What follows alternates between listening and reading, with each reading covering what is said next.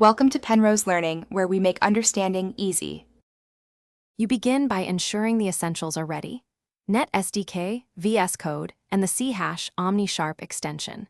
Once installed, make a folder and run .NET New Console and My App to scaffold a project, then CD into My App.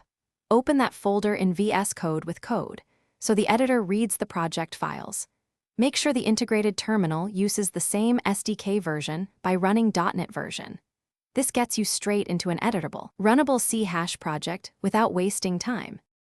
Once the project exists, restore dependencies with .NET Restore and inspect the C-Sproj to understand references and target framework. Open program, CS and edit the entry point, start small to verify execution. Next, create vscode/launch, JSON and tasks. JSON so you can build and debug with F5, use the C# debug configuration and an explicit pre-launch task to run .NET build. If you need libraries, add them with .NET add package name. Doing these steps ensures repeatable builds and a smooth debug cycle. You wrap up by building and running the app. .NET build then .NET run confirms everything compiles, or press F5 to debug with breakpoints.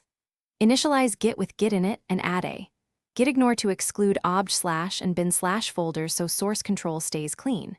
If things go wrong, here is one key troubleshooting tip.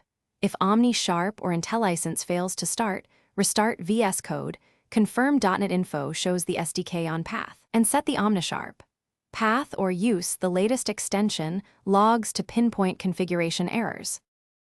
Thanks for watching. If this was helpful, leave a like and consider subscribing. See you next time.